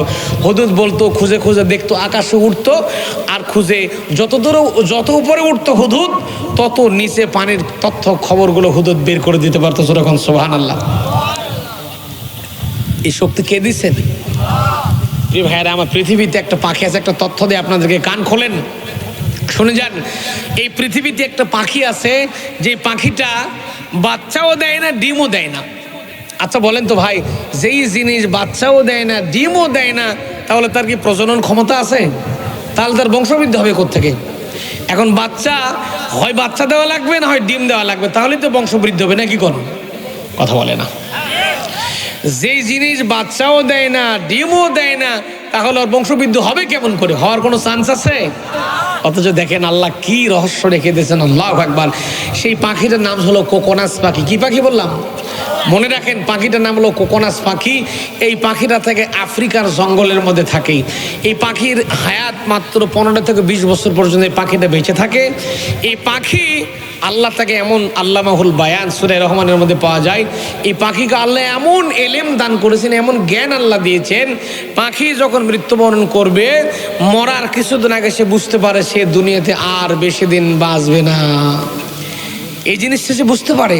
যখন বুঝতে পারার কারণে সে তখন আফ্রিকার জঙ্গলটা খুঁজে খুঁজে দেখে কোথায় চন্দন কাঠ পাওয়া যায়। খুঁজতে খুঁজতে যেখানে চন্দন কাঠ পেয়ে যায়, চন্দন কাঠগুলো কুড়ায় গোছায় এনে একটা জায়গায় ভরাট করে রাখে। ভরাট করে দেওয়ার পরে ওই পাখিটা সবগুলো চন্দন কাঠ চতুর্দিকে রেখে চন্দন কাঠের উপর গাছতে করে পাখিটা বসে যায়। সায়েন্স বলছে যে পাখিটার নাকের ভিতরে 27টা ছিদ্র আছে। কয়টা? আমার কথা কি বুঝতেছেন? পাখিটার নাকের মধ্যে 27টা ছিদ্র আছে। যখন পাখিটা গম্ভীরভাবে নিঃশ্বাস দেয় আর ছাড়ে, তখন ওই ছিদ্র থেকে বাঁশির মতো একটা আওয়াজ বের হতে থাকে, সঙ্গীতের একটা তাল বের হতে থাকে। যখন তার মৃত্যুর কোল যখন তার মৃত্যুর সময় ঘনিয়ে আসে, তখন আওয়াজটা তীক্ষ্ণ হতে থাকে, চিকন এবং তীক্ষ্ণ আওয়াজ হতে থাকে। এই 27টা ছিদ্র দিয়ে 27 রকমের আওয়াজ বের হয়। আর এটা হিট করে, ওই চন্দন কাঠের উপর ধাক্কা লাগে। হিট করার কারণে অটোমেটিক্যালি আল্লাহর পক্ষ থেকে চন্দন কাঠের মধ্যে আগুন লেগে যায়। আর চন্দন কাঠের মধ্যে যখন আগুন লেগে যায়, তখন আগুন লেগে যাবার কারণে কাঠ তখন পুড়ে যায়। পুরার কারণে ওই পাখিটা তখন পুড়ে ছাই খাই হয়ে দুনিয়া থেকে বিদায় হয়ে চলে যায়। পাখি ছাই হয়ে পুড়ে যখন শেষ হয়ে যায়, কিছুদিন পরে যখন আমার আল্লাহ আরশ আজিম থেকে যখন একটা একটা করে পানির বৃষ্টির ফোঁটা যখন আল্লাহ নাজিল করে দেয়, তখন এক একটা করে নতুন কোকোনাস পাখি উড়ে উড়াল মেরে চলে যায়। এগুলো কে দেয়? দেখেন, ছাই থেকে আবার নতুন ছাই থেকে আবার নতুন এক একটা করে কোকোনাস পাখি তৈরি হয়ে আবার দৌড় মারে যখন আল্লাহু আকবার। এগুলো আমার আল্লাহর সৃষ্টির রহস্য, যখন আল্লাহু আকবার। তো সুলাইমান আলাইহিস সালামকে হেল্প করতেন একটা পাখি, নাম কি বললাম ভাই? হুদহুদ। এর কাম ছিল গোয়েন্দা ডিপার্টমেন্টের কাম করা, বিভিন্ন খবরাখবর সুলাইমান আলাইহিস সালামকে এনে বলা যে নবী সুলাইমান, ওইখানে ওই কাম হচ্ছে, ওইখানে ওই ঘটনা ঘটছে। একদিন সুলাইমান আলাইহিস সালামের কাছেই পাখিটা থাকতো। এই পাখিটা সুলাইমান আলাইহিস সালামের কাছেই থাকতো, সুলাইমান আলাইহিস সালামের কপালের চোয়ালের পাশে থাকতো, যাতে করে রোদ না পড়ে। প্রিয় ভাইয়েরা, কান খুলেন, লম্বা বক্তব্য রাখবো না, খুব শর্টলি একটু বোঝাবার চেষ্টা করি। আমি আপনাদেরকে সাবজেক্ট দিয়েছিলাম ভাই, নেতার বৈশিষ্ট্য অর্জন করা লাগবে, নেতৃত্ব কেমনে দেওয়া লাগবে। পাখির মধ্য থেকে আল্লাহ শিক্ষা দিয়েছেন, পিঁপড়ার মধ্য থেকে আল্লাহ শিক্ষা রেখেছেন। আমার ভাইয়েরা একটু লক্ষ্য করেন, যখন বন্যা হয়ে যায় নদী কিংবা পুকুরে, আমরা যখন দেখি পিঁপড়া যখন ঘোরে, পিঁপড়ার কিন্তু এক একটা করে ফুটবল হয়ে যায়। দেখছেন আপনারা? ফুটবল হয় না ভাই? একটা ফুটবল হয়ে যায়। কিছু পিঁপড়া তলে থাকে, কিছু পিঁপড়া উপরে ভাসতে থাকে। ওই উপরেরগুলা বোঝে যে নিচেরগুলা কতক্ষণ পর্যন্ত বেঁচে থাকবে, অটোমেটিক্যালি চলতে চলতে আস্তে করে বলটা ঘুরে যায়, উপরেরগুলা নিচে পানির তলে চলে যায়, আবার পানির তলে করে উপরে ভাসতে থাকে। যখন আল্লাহু আকবার। আর আপনার আমার তলে যদি কেউ পানির তলে ঢোকা থাকবে, চিন্তা করতাম তুই পানি খায়া মর, আমি বেঁচে থাকি, ঠিক না? আর দেখেন পিঁপড়াকে আল্লাহ কি জ্ঞান দিয়েছেন যে আমার ভাইরা বাঁচবে না, আস্তে করে উল্টে গিয়ে তারা পানির তলে ঢোকে, আর পানির তলে যারা আছে এরা উপরে উঠে যায়। যেরকম সুবহানাল্লাহ। এখন হযরত সুলাইমান আলাইহিস সালাম যখন আকাশে উঠতেছেন, তার সিংহাসনের দলবল সহ, তাফসীরে কিতাবে এসেছে সুলাইমান আলাইহিস সালাম এর সামনে থাকতো 5000 মানুষ, পেছনে থাকতো 5000 জিন, এই পাশে থাকতো 5000 সিংহ, এই পাশে থাকতো 5000 বাঘ, 20,000 সৈন্য সমন্তনে সুলাইমান নবীর সিংহাসন তো উঠতো চলতো। এখন এত বড় বিশাল বহর নিয়ে সুলাইমান আলাইহিস সালামের সিংহাসন যখন আকাশে উঠতেছে, সুলাইমান নবীর সিংহাসন আকাশে আছে। খেয়াল করে কোন জায়গায় আছে? আকাশে আছে। এইদিকে একদল পিঁপড়া, তার পিঁপড়ার নেতা সামনে যাচ্ছে। খেয়াল করেন নেতৃত্ব কারে বলে একটু বোঝাচ্ছি আপনাদেরকে। পিঁপড়ার নেতা সামনে আছেন, আর নেতাকে অনুসরণ করে পিঁপড়ারা। খেয়াল করেন, পিঁপড়া যেই ভাঁজে যেই কায়দাতে যায়, পেছনের পিঁপড়াগুলো কিন্তু ওই একই স্টাইল, একই কায়দায়, একই ভাঁজে যাওয়ার চেষ্টা করেন। এটা আপনারা দেখছেন তো? লক্ষ্য করুন ভাইয়েরা। সুলাইমান আলাইহিস সালামের সিংহাসনটা যখন আকাশে উঠতেছে, গিয়ে আল্লাহর নবী সুলাইমান আলাইহিস সালামের বিরাট বড় সিংহাসন যখন আকাশে ঘোরা দেখেছেন, এই পাখি নামক, এই পিঁপড়ার নামক, পিঁপড়ার সর্দারের নাম ছিল হার্স। মনে রাখেন কি নাম? হার্স। হারেস না, কিন্তু হার্স। ভাইয়েরা আমার, এই পিঁপড়ার সর্দারের নাম ছিল হার্স। পিঁপড়ার লিডার যিনি ছিলেন, পিঁপড়ার যিনি নেতৃত্ব প্রদান করেছিলেন, তার নাম ছিল হার্স। এক ঠাং খোঁড়া, একটা পা ছিল না। আমার ভাইরা, এই হার্স নামক সর্দার, হার্স নামক নেতা পিঁপড়ার সামনে দাঁড়িয়ে গেছেন, আকাশের দিকে তাকায় দেখতেছে হযরত সুলাইমান আলাইহিস সালামের সিংহাসনটা উঠতেছে। হার্স নামক পিঁপড়ার নেতা তখন ডাকতে বলতেছে, সবগুলো পিঁপড়াকে দাঁড়ায় দিছে, দাঁড় করায় দিয়েছে, সবগুলো তোমরা দাঁড়ায় যাও। কোরআনে কারিমে আমার আল্লাহ রাব্বুল আলামিন পিঁপড়ার বক্তব্যটাকে আল্লাহ পছন্দ করেছেন। কোরআনে কারিমে পিঁপড়ার বক্তব্য আমার আল্লাহ কোট করে দিয়েছেন। ইয়া আইয়ুহান নামলু দুখুলু মাসাকিনাকুম লা ইয়াহতিমান্নাকুম সুলাইমান ওয়া জুনুদুহু ওয়া হুম লা ইয়াশউরুন।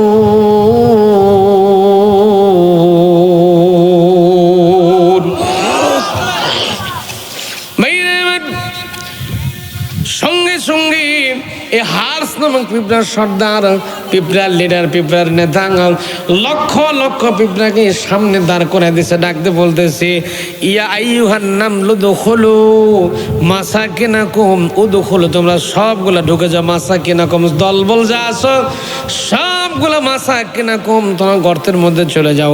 লা ইয়াহতিমান্নাকুম সুলাইমান ওয়া জুনুদুহু, ওই যে দেখা যাইতেছে আকাশের মধ্যে সুলাইমান নামের সিংহাসনটা উঠতেছে, যদি সুলাইমান নামের সিংহাসন এখানে পড়ে যায় তোমরা পিষ্ট হয়ে মরে যাবে, তোমরা মারা পড়ে যাবে। ওহুম লা ইয়াশউরুন, তোমরা বুঝতেই পারবে না, তোমরা মরে যেতে পারো। এই জন্য তোমরা তাড়াতাড়ি করে গর্তের মধ্যে ঢুকে যাও, সবগুলা সেফটির মধ্যে ঢুকে যাও, সবগুলা সেভ হয়ে যাও। ভাইরা এই কথা যখন পিঁপড়া বলেছে, সুলাইমান আলাইহিস সালাম আকাশে বসে মুচকি মুচকি হাসতেছেন। আল্লাহু আকবার। সুলাইমান আলাইহিস সালাম তখন সিংহাসনটাকে ডাকতে বললো, সিংহাসনে আমাকে এখানে একটু দাঁড় করে, এখানে একটু ব্রেক মারো, আমি একটু পিঁপড়ার সঙ্গে একটু বক্তব্য করতে চাই, পিঁপড়ার কথাগুলো আমি একটু শুনতে চাই। যেহেতু পিঁপড়ার ভাষাও তিনি বুঝতে পারতেন, পিঁপড়ার কথাও তিনি বুঝতে পারতেন, এবং পিঁপড়ার সাথেও সুলাইমান আলাইহিস সালাম কথাও বলতে পারতেন। সুবহানাল্লাহ। ভাইয়েরা আমার, সুলাইমান আলাইহিস সালাম যখন পিঁপড়াটাকে হাতের মধ্যে আস্তে করে জড়িয়ে নিলেন, পিঁপড়াটাকে হাতের মধ্যে তুলে নিলেন, পিঁপড়ার নেতাকে হাতের মধ্যে উঠাই নিয়েছেন, আর পিঁপড়ার সদল বলে লক্ষ লক্ষ পিঁপড়া যারা ছিল সবগুলো গর্তের মধ্যে চলে গেছে, সবগুলো গর্তের মধ্যে ঢুকে গেছে। আর এই হার্স নামে পিঁপড়ার সর্দার, পিঁপড়ার লিডারকে সুলাইমান আলাইহিস সালাম হাতের মধ্যে নিয়েছেন। হাতের মধ্যে নেওয়ার পরে তার সঙ্গে সুলাইমান আলাইহিস সালাম বক্তব্য করছিলেন, তিনি মুস্কি মুস্কি হাসতেছেন। কোরআনে কারিমে আমার আল্লাহ কোট করে দিয়েছেন, ফাতাবাসসামা দাহিকাম মিন কওলিহা ওয়া ক্বালা রাব্বি আউজি'নি আন আশকুরা নি'মাতাকাল্লাতী আন'আমতা আলাইয়া ওয়া আলা ওয়ালিদাইয়া ওয়া আন আ'মালা সালিহান তারদাহু ওয়া আদখিলনি বিরহমাতিকা ফি ইবাদিকা الصالحين।